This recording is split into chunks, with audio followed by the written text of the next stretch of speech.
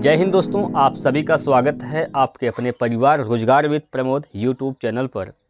तो सभी लोग जुड़ जाएंगे जल्दी से, जितने भी अग्निवीर के योद्धा हैं आप सभी लोग जल्दी से जुड़िए और अपनी तैयारी को मजबूत बनाइए। दोस्तों, जैसा कि आप सभी लोग जानते हैं, इस टाइम हम लोग क्या करते हैं, मैथ का प्रैक्टिस करते हैं। आपके परीक्षा में टोटल 15 क्वेश्चन पूछे जाते हैं। तो इन 15 क्वेश्चन में से आप लोग ज़रूर बताइएगा कि आपने कितने क्वेश्चन खुद से बना पाए हैं, यानी आपका स्कोर क्या रहा है। लास्ट में कमेंट करके ज़रूर बताएंगे। तो चलिए दोस्तों, आज का जो प्रैक्टिस सेट होगा, ये सेट नंबर 3 करने वाले हैं। हम लोगों ने 2 सेट किया, आपका रिस्पांस बहुत अच्छा रहा है।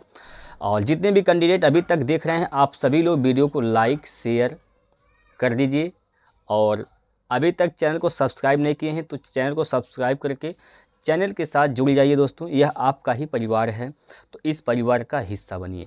आइए पहले क्वेश्चन से शुरुआत करते हैं। पहला क्वेश्चन आपके स्क्रीन पर है। इसमें कहा गया कि 36, 54, 72 का महत्तम समापवर्तक ज्ञात कीजिए। देखिए, महत्तम समापवर्तक क्या होता है, मौसक किसे कहते हैं, वह बड़ी से बड़ी संख्या जो इन तीनों को विभाजित कर दे वही इसका मौसक होता है। अब ऑप्शन में देख रहे हैं सबसे बड़ी संख्या क्या है, तो सबसे बड़ी संख्या ऑप्शन में तो 18 है। क्या 18 से तीनों कटेंगे? 36 कटेगा 18 से, बिल्कुल कट जाएगा। 18 से 54 कट जाएगा, 18 से 72 भी कट जाएगा। तो 18 से तीनों संख्याएं कट गई, तो ऑप्शन नंबर 1 ही इसका सही जवाब हो जाएगा। 18 इसका मौसक हो जाएगा। ठीक है दोस्तों, समझ में आ गया। मौसक क्या होता है, वह बड़ी से बड़ी संख्या जो दी गई संख्याओं को पूरा विभाजित कर देती है, वही उसका मौसक होता है। सिंपल सी बात है। आइए अगले प्रश्न पर, और अगला प्रश्न है आप लोगों के सामने स्क्रीन पर। चलिए, इसका उत्तर आप लोग बताएंगे क्या होगा। आप सभी लोग अपना आंसर कमेंट बॉक्स में बताते रहें। टाइम लीजिए दोस्तों, टाइम आप 40 से 50 सेकंड का टाइम लीजिए। 40 से 50 सेकंड, इससे ज़्यादा टाइम आपको लेना नहीं है। ठीक है, प्रयास करिए कि 40 से 50 सेकंड के अंदर ही अंदर आप सवाल को बना पाएँ। ठीक है, इसमें देखिए क्या कहा गया, यदि a संबंधी b संबंधी c बराबर 3 संबंधी 4 संबंधी 8 और a प्लस बी प्लस सी बराबर 2565 है, तो एक बराबर क्वेश्चन मार्क a का मान आपसे पूछा जा रहा है। देखिए, तीनों का योग क्या दिया है, 2565। तीनों का यहाँ से योग क्या हो जाएगा, तो 8 × 12 3 15। तो 15 अनुपात का मान कितना दिया गया है, 15 अनुपात का मान 2565 दिया गया है। 15 अनुपात का मान 2565 दिया गया है। तो कितना का पूछा गया है, 3 का पूछा गया है, क्योंकि a का मान क्या है, एक अनुपात कितना है, 3 है। 3 अनुपात का मान निकालना है। तो 15 को आप 5 से भाग करेंगे, 5 × 3 = 15। ठीक है, 3 अनुपात का मान निकल जाएगा। 5 से भाग करेंगे, 5 × 5 = 25, 5 × 1 = 5, 5 × 3 = 15, यानी 513 इसका सही जवाब हो जाएगा। ए ऑप्शन सही हो जाएगा। ठीक है, ए का मान पूछा गया है, एक अनुपात क्या है, 3, 3 का मान निकाल दिया हमने, 513। बात क्लियर है, समझ में आ गया है? तो एक बार आप लोग लाइक कर दिए। जिनको समझ में आया है आप लोग कमेंट में वाई टाइप करिए। जिनको समझ में आया है दोस्तों, आप लोग कमेंट में वाई टाइप करेंगे जल्दी से। चलिए आगे, अगला प्रश्न, प्रश्न नंबर 3। इस सवाल का उत्तर बताइए क्या होगा। प्रश्न नंबर 3 है आप लोगों की स्क्रीन पर। इसका सही जवाब क्या होगा, आप लोग कमेंट करके बताइए। इसमें कहा गया, प्रथम 5 प्राकृतिक संख्याओं के वर्ग का औसत ज्ञात कीजिए। देखिए, अगर कभी भी आपको प्राकृतिक संख्या के वर्ग का औसत निकालना है, तो सबसे पहले आपको प्राकृतिक संख्या का वर्ग का योग पता होना चाहिए। तो योग का फार्मूला होता है n + 1 × 2n + 1 / 6। यह n प्राकृतिक संख्या के वर्गों का योग का फार्मूला होता है, जहाँ n है संख्या। ठीक है, कितनी संख्या, यहाँ पर 5 संख्या, तो n का मान 5 हो जाएगा। लेकिन हमें निकालना है औसत। क्या निकालना है हमें तो औसत निकालना है। हमें औसत निकालना है, तो औसत के लिए क्या करते हैं, योग बटे संख्या। तो कितनी संख्याएं हैं, n संख्याएं हैं, तो n से भाग कर देंगे, तो n यहाँ पर आ जाएगा। ठीक है, तो n से n तो कट जाएगा। यहाँ पर देखिए, ये जो n है, इस n से यह n कैंसिल हो जाएगा, तो ये अब जो है बचा है यह आपका औसत निकल गया। ठीक है, n का मान कितना है भाई, 5 संख्याएं हैं तो n का मान 5 है, तो 5 + 1 यानी क्या हो जाएगा, 6 हो जाएगा, इंटू 5, n का मान 5 गुणे 2, 5 दूना 10 + 1 11, तो 11/6 हो जाएगा, 6 6 से कैंसिल, तो इसका जो औसत आएगा वह कितना हो जाएगा, 11। 11 इसका राइट आंसर है ऑप्शन नंबर 1। ठीक है, ऑप्शन नंबर 1 ये एक पहला को ऑप्शन है। ठीक है, पहला ऑप्शन इसका सही हो जाएगा 11। क्लियर है, बोलिए, चलिए आगे। और ये सवाल आप लोग लगाइए जल्दी से, इसका जवाब आप सभी लोग देंगे भाई जल्दी से कमेंट करके।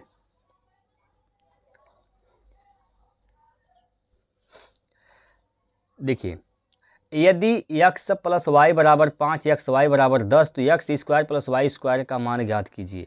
आपको कुछ नहीं करना, जो x + y दिया गया है बराबर 5, इसी के दोनों पक्षों का स्क्वायर कर देंगे, तो क्या हो जाएगा, या फिर इसी का स्क्वायर करिए, x + y का स्क्वायर करिए, x + y का स्क्वायर कर देंगे तो क्या हो जाएगा, देखिए x का स्क्वायर + y का स्क्वायर + 2xy।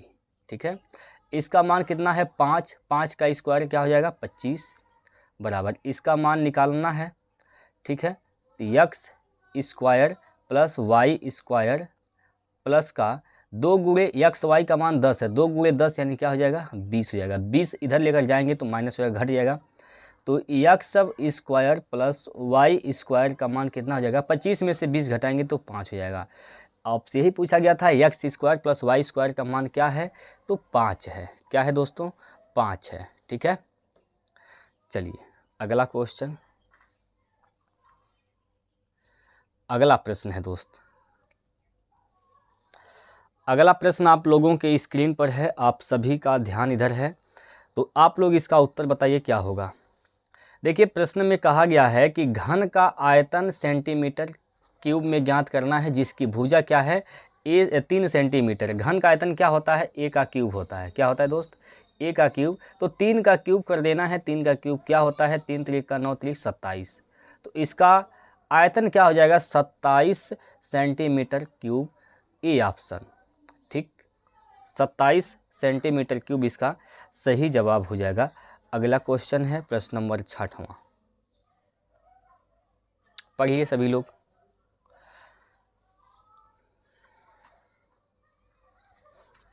सब लोग पढ़िए इसको और उत्तर बताइए क्या होगा। देखिए, इसमें कहा जा रहा है कि एक परिवार में 5 सदस्यों का औसत वजन 60 किलो है। भाई औसत वजन 60 किलो है, तो इनका सम क्या हो जाएगा, योग क्या हो जाएगा, औसत गुना संख्या होता है, तो 5 × 60 करेंगे तो 6 × 5 = 30, यानी इनका जो योग हो जाएगा वह 300 हो जाएगा। ठीक है, अब इसमें कहा गया कि यदि कोई सदस्य जिसका वजन 40 किलो है चला गया, तो 4 सदस्यों का औसत ज्ञात कीजिए।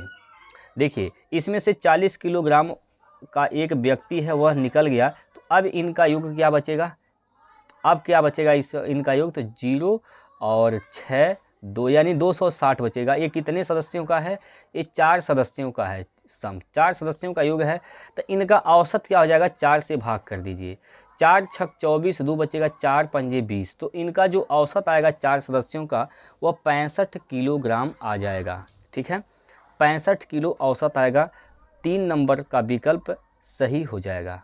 ठीक है, ऑप्शन नंबर 3 इसका राइट आंसर हो जाएगा भाई। अगला प्रश्न, प्रश्न नंबर 7वां, चलिए लगाइए इसको। प्रश्न नंबर 7 आप लोगों के स्क्रीन पर है प्यारे साथियों, तो इसका जवाब आप सभी लोग बताइए जल्दी से, क्या होगा इसका सही उत्तर। देखिए, इसमें दिया गया कि 1/2 × 14 × 2/7 प्लस 9/4 × 14 यहाँ 14 नहीं है, ये 14 नहीं है दोस्तों, यहाँ पर ये 14 नहीं है। ठीक है, यहाँ माइनस हो जाएगा, 2/8। ठीक, तो देखिए 7 दूनी 14 से 14 कट जाएगा। ठीक, 14 से 14 कट जाएगा तो इधर क्या बचेगा, 2 बचेगा। ठीक है, प्लस इसको आप 8 बनाएंगे तो आप 2 से गुना कर दीजिए, नीचे ऊपर 2 से गुना कर देंगे तो 9 दूनी 18 हो जाएगा। और 18 में से 2 गया तो क्या बचेगा, 16 बटे क्या है, 8 है। तो 8 दूनी 16, ये 2 बार में कट जाएगा। तो यहाँ से 2 प्लस ये 2 हो जाएगा, 2 प्लस 2 मिलके कितना हो जाएगा, 4। तो 4 इसका सही जवाब है, ऑप्शन नंबर भी 4 सही है। ठीक है, कोई दिक्कत है तो यहाँ पर बताइए।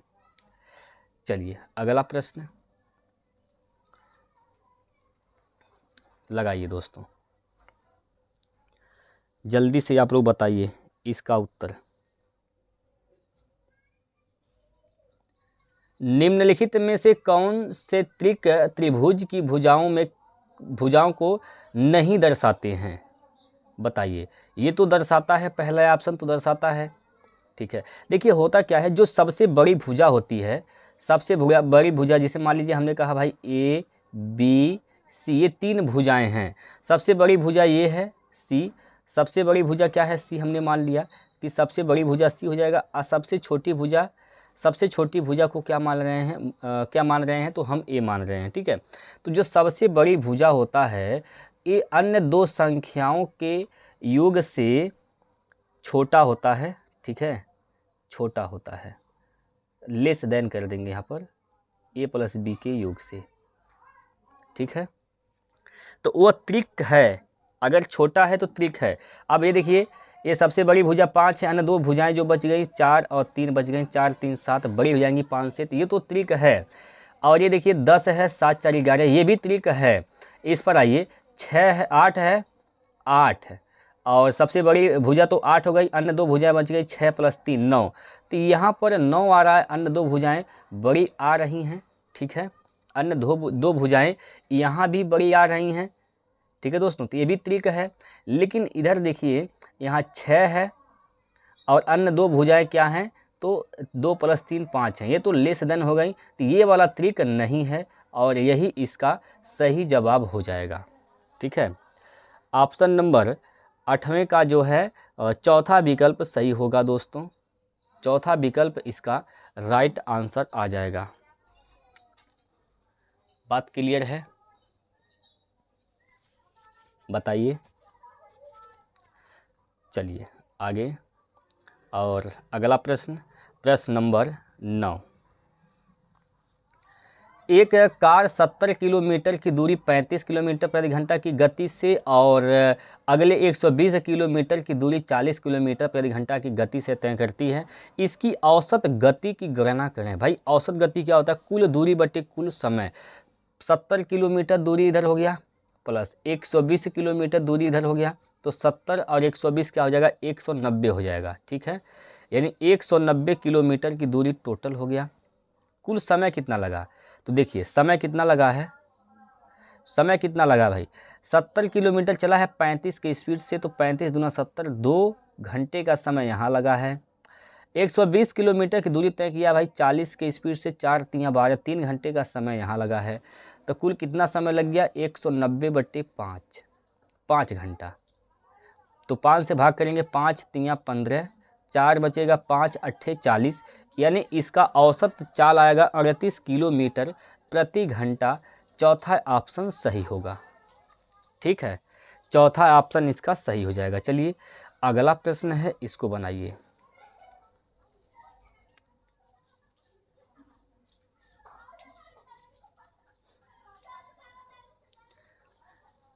किमाया एक किताब पढ़ रही है जिसमें 350 पेज है। उसने 36% पृष्ठ पढ़ लिए हैं। उसे अभी तक पुस्तक के कितने पृष्ठ नहीं पढ़े हैं। देखिए भाई, किमाया किताब पढ़ रही है जिसमें कुल कितने पेज हैं, तो 350 पेज हैं। ठीक है, इसमें 36% तो पेज पढ़ लिया, टोटल 100% होता है, 36% पढ़ लिया, अभी कितने शेष बचे हैं पढ़ने के लिए, तो 64% पेज अभी भी बचे हुए हैं। 64% मतलब 64 बटे 100। ठीक, काटिए, 0 से 0 ख़त्म, 5 से काटेंगे 5 दूनी 10, 5 से काटेंगे 7 बार में, 2 से काटेंगे तो 32 दूना 64, 32 बार में, ठीक है। 7 दूनी 14, इकाई का अंक 4 आएगा दोस्तों। एक ही ऑप्शन में 4 है इकाई का अंक, ऑप्शन नंबर 2 यही सही हो जाएगा, ठीक है। अगला प्रश्न है,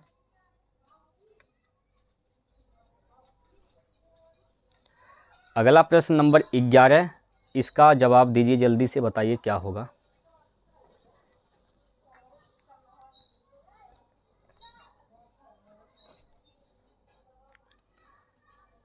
देखिए, दो व्यक्तियों की आयु का अनुपात 3:4 है। यदि उनमें से एक की आयु दूसरे की आयु से 8 वर्ष अधिक है तो उनकी आयु का योग बताइए। अब देखिए दोस्तों, उनकी आयु का योग क्या होगा, 4 + 3 यानी 7 होगा। तो ऑप्शन वही का सही होगा जो 7 से कटेगा। तो 7 8 56, ये तो कट रहा है, ये नहीं कटेगा, ये भी नहीं कटेगा और ये भी नहीं कटेगा। एक ही ऑप्शन ऐसा है जो 7 से कट रहा है, ऑप्शन नंबर 1, और यही इसका राइट आंसर हो जाएगा। इसको लगाने की भी आवश्यकता नहीं है, पेन तक नहीं उठाने की आवश्यकता इसमें। लेकिन आप कहेंगे सर तो हम तो लगेबे करेंगे, तो लगाएंगे कैसे भाई। देखिए, दो व्यक्ति जिनका आयु का अनुपात यहाँ पर दिया गया है 3:4 का, एक व्यक्ति दूसरे व्यक्ति से कितना अधिक है, कितना, एक अनुपात अधिक है, एक अनुपात का मान कितना दिया गया है भाई, 8 वर्ष अधिक है, तो एक का मान 8 है। तो इनका सम क्या होगा, योग क्या होगा, 4 + 3 यानी 7। 7 अनुपात का मान निकालना है, एक अनुपात का मान 8, तो 7 अनुपात का मान 8 × 7 = 56 वर्ष। बात क्लियर है। तो 56 वर्ष इसका राइट आंसर है। इस सवाल में पेन उठाने की आवश्यकता नहीं था। चलिए दोस्तों, अगला प्रश्न,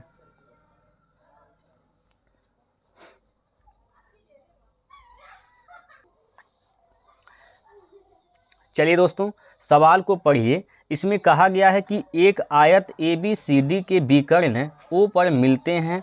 यदि AO बराबर 3Z + 1, DO बराबर 2Z + 3 है तो Z का मान ज्ञात कीजिए। सवाल समझ में आ गया, क्या करना है। देखिए, ये एक प्रकार का, इस प्रकार से यहाँ एक आयत दिया गया है, इस प्रकार से एक आयत दिया गया है। इसका नाम भी यहाँ पर लिख दे रहे हैं, ABCD, A B और ये C है और ये क्या है, तो ये D है। इनके विकर्ण बिंदु A पर मिलते हैं, यहाँ पर बिंदु O पर मिलते हैं, ठीक है। ये विकर्ण बना दिया गया, इसके विकर्ण बिंदु यहाँ पर मिल रहे हैं, इसका नाम क्या है, O है। इस बिंदु का नाम क्या है, O है। इसमें कहा गया कि AO बराबर 3Z + 1 है। ये क्या है, इसका मान कितना है, तो 3Z + 1, 3Z + 1 है। और क्या कहा, DO बराबर 2Z + 3 है। DO मतलब ये वाला, इसका मान क्या दिया गया है, तो इसका मान दिया गया है 2Z, जो 2Z + 3 दिया गया है। देखिए दोस्तों, होता क्या है, कंडीशन है।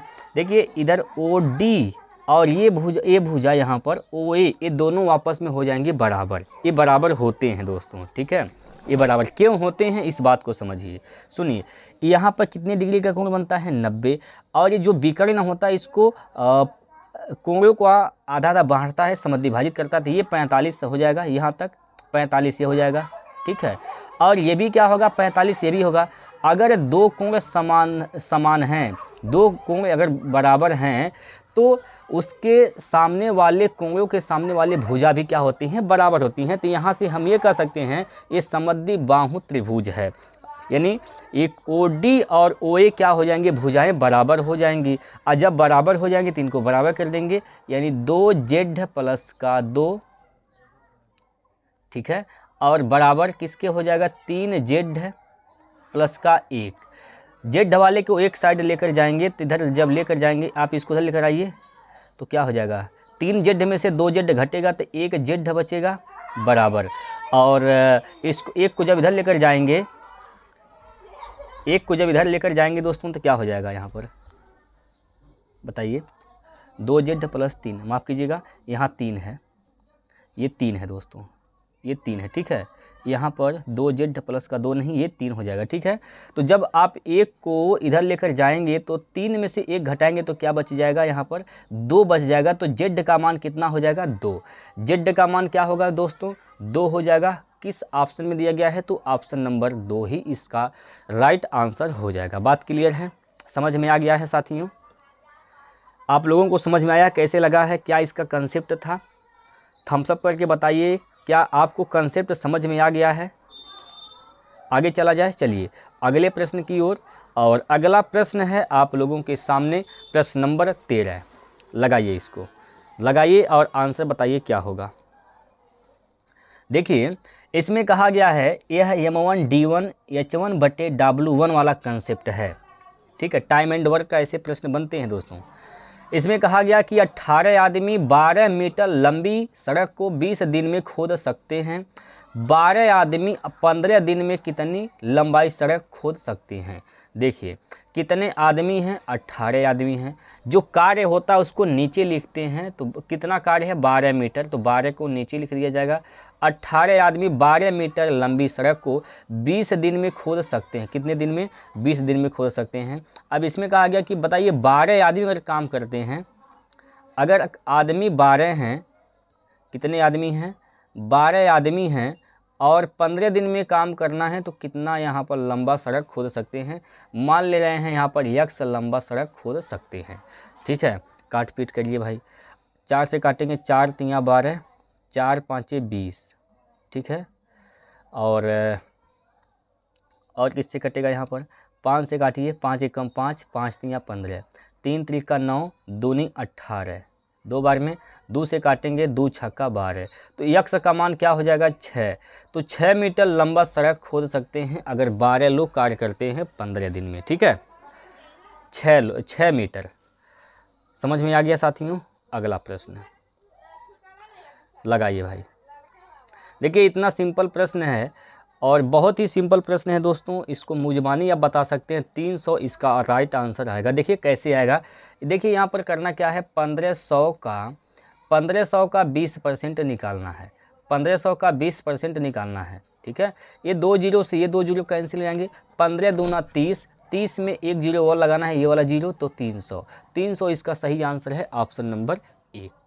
इतना सिंपल प्रश्न पूछा गया है। ठीक है भाई, अगला प्रश्न है और ये लास्ट प्रश्न होगा आप आज का। ठीक है, बनाइए। देखिए, इसमें कहा गया कि साधारण ब्याज पर एक राशि 4 वर्ष में 1120 रुपये और 5 वर्ष में 1200 रुपये हो जाती है, तो मूलधन कितना है? मूलधन आप लोगों से पूछा गया दोस्तों। क्या होता है, इसका कंडीशन क्या है कि 4 साल में 4 वर्ष में कितना हो जाती है? 1120 रुपये हो जाती है। और 5 साल में कितना हो जाती है? यही 5 साल में कितना हो जाती है? तो 1200 रुपये हो जाती है।